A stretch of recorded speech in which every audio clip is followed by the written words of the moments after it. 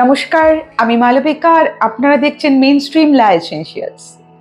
বন্ধুরা, আজকে যে বিষয়টি নিয়ে আলোচনা করব সেটা হচ্ছে দীপাবলি।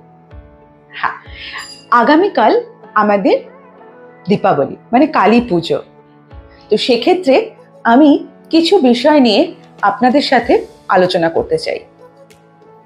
নাম্বার 1, এই যে দীপাবলি, এই যে আমাদের দিওয়ালি হোক বা দীপাবলি হোক বা কালী পুজো, এই অনুষ্ঠানটা আমাদের হচ্ছে একটা কি বলবো, আমাদের লাইটের, আতশবাজি বা লাইটের একটা উৎসব, যেখানে আমরা সবাই আনন্দ করে থাকি। উৎসবটা তো আমাদের আনন্দ করারই দিন, কিন্তু এই দীপাবলিতে আমাদের অনেক অঘটন ঘটে থাকে। যেমন এখানে আমরা আতশবাজি জ্বালাই, তার সাথে সাথে শব্দবাজি জ্বালাই, মানে আমাদের নানা রকম, এতে আগুনের অগ্নিকাণ্ড হতে পারে, নানা রকম দুর্ঘটনা ঘটতে পারে আমাদের বাড়ির বাচ্চাদের সাথে, বড়দের সাথে, সবার সাথে। তো সে কারণে আজকে যেটা বিষয় নিয়ে আমার আলোচনা করতে চাইছি সেটা হচ্ছে আমাদের প্রত্যেকটা মানুষকে, প্রত্যেকটা ঘরে ঘরে আমাদের যেগুলো রাখা উচিত, কারণ আমরা জানি না বিপদ কখন চলে আসে। অতএব আমাদেরকে সবসময় রেডি থাকতে হবে, আমাদেরকে সবসময় তৈরি থাকতে হবে, যাতে কারোর কোনো অঘটন ঘটলে তার পাশে তৎক্ষণাৎ আমরা ফার্স্ট এডের জন্য আমরা তাদের পাশে থাকতে পারি। নাম্বার 1, আমাদের ঘরে সবসময়ের জন্য বরফ মজুত রাখতে হবে। যাদের ফ্রিজ আছে তারা প্রত্যেকেই এই দুদিন আমাদের কিন্তু সবসময় বরফটাকে মজুত রাখতে হবে। আর একটা হচ্ছে কোকোনাট অয়েল, আমাদের কোকোনাট অয়েল সাথে রাখতে হবে। আর রাখতে হবে আমাদের বার্নল বা সিলভারেক্স টাইপের পুড়ে যাওয়ার যেসব অয়েলমেন্ট। বন্ধুরা, সব থেকে বড় জিনিস হচ্ছে যে এই যে দীপাবলি, এই যে কালী পুজো, এত সুন্দর একটা উৎসবটা আমাদের শুধু লাইটের। একটা কথা মাথায় রাখতে হবে, আমাদের যে আমরা শব্দবাজিগুলো ফাটাই, আমি বলবো, প্রত্যেককে রিকোয়েস্ট করব, আর আমি চাইছি আমার সাথে সাথে আপনারা সবাই সজাগ হন যাতে শব্দবাজি না ফাটানো হয়।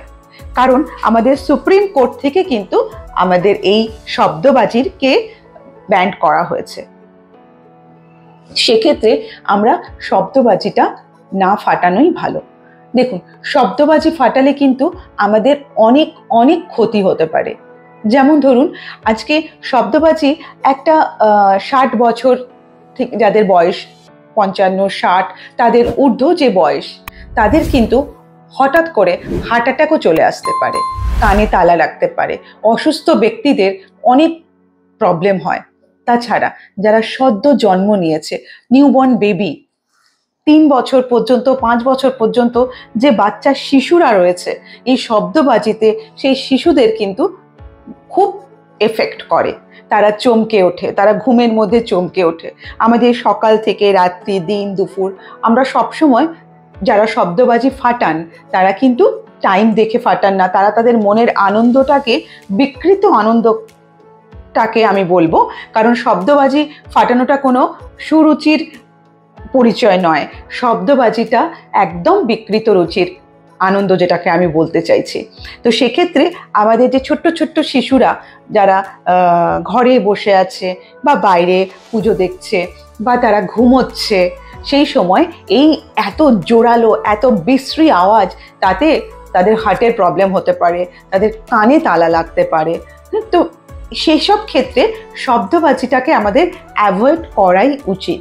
তাই আমি রিকোয়েস্ট করব প্রত্যেকটা মেইনস্ট্রিম লা এসেনশিয়ালস দর্শকদের যে আপনারাও আশেপাশে যারা আছেন, দেখুন একা একা তো সব কাজ করা সম্ভব নয়, তাই আমাদেরকে প্রত্যেককে মানে ইনিশিয়েটিভ নিতে হবে, যাতে বলতে হবে যে শব্দবাজি নয়, উৎসবটা আমাদের আলোর উৎসব।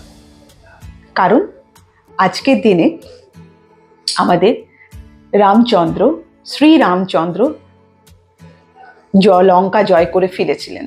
সেই জন্য অযোধ্যাবাসীরা রামচন্দ্রকে স্বাগত জানানোর জন্য হাজার হাজার প্রদীপ জ্বালিয়েছিলেন। তাতে অযোধ্যাটা পুরো আলোয় আলোকিত হয়ে গিয়েছিল। আজকে সেই জন্যই দীপাবলি।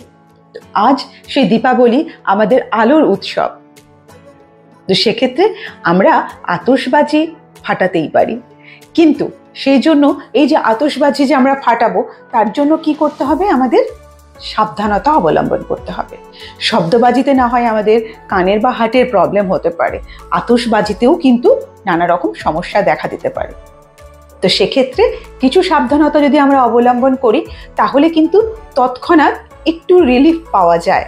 কারণ আমরা জানি, দেখবেন আমাদের কেটে যাওয়া একটা আলাদা রকম জ্বালা যন্ত্রণা, ব্যথা পাওয়া একটা আলাদা রকম জ্বালা যন্ত্রণা, বাট পুড়ে যাওয়ার ব্যথা, পুড়ে যাওয়ার যে জ্বালা, সেটা কিন্তু যার না পুড়েছে সে বুঝতে পারে না। পুড়ে যাওয়ার জ্বালা কিন্তু মারাত্মক। এতটুকু যদি ছ্যাঁকা লাগে, তাতে আমাদের কত কষ্ট হয় যখন আমরা রান্না করছি, বা ধরুন কখনো আমরা প্রদীপ জ্বালাতে গিয়ে আগুনের ছ্যাঁকা খাচ্ছি, ধূপকাঠি জ্বালাতে গিয়ে আগুনের ছ্যাঁকা খাচ্ছি, তখন ওইটুকু পুড়ে যাওয়াতে যত আমাদের জ্বালা যন্ত্রণাটা করে, কতক্ষণ ওইটুকু পুড়ে গেছে কিন্তু সারাটাক্ষণ একটা জ্বালা করছে, সেখানে লাল হচ্ছে, ফোস্কা পড়ছে, আমাদের স্কিনের এফেক্ট হয়ে যাচ্ছে, স্কিনে দাগ হয়ে যাচ্ছে। তো সেক্ষেত্রে যদি সেই আতশবাজির সেই জোরালো আগুন যদি কোথাও কারোর গায়ে পড়ে, তাহলে সেই জ্বালা যন্ত্রণা, কতটা জ্বালা যন্ত্রণা, সেটা বোঝার ক্ষমতা সাধারণ মানুষের নেই। আমরা পুজোর সময়, আমরা উৎসবের সময় সিনথেটিক জামা কাপড় পরে থাকি। সেক্ষেত্রে আমরা বলবো সিনথেটিক জামা কাপড় অ্যাভয়েড করতে, কটন পোশাক পরতে। কিন্তু তা সত্ত্বেও বিপদ কখনো বলে আসে না। অন্য জায়গায় হয়তো রকেট ফাটানো হচ্ছে, হতে পারে কেউ ফানুস জ্বালিয়েছেন। তো সেক্ষেত্রে সেই রকেট, আতশবাজি উপর থেকে পড়ে বারুদের টুকরো অন্য জায়গায় গিয়ে ছিটকে পড়ে বিপদ সৃষ্টি করতে পারে, অথবা কারোর গায়ে পড়তে পারে। পড়ে গেলে তৎক্ষণাৎ বারুদের জ্বালা, কি যে জ্বালা, বারুদের জ্বালা, যে যার না পড়েছে সে, আমি বারবার বলছি, বুঝতে পারবেন না।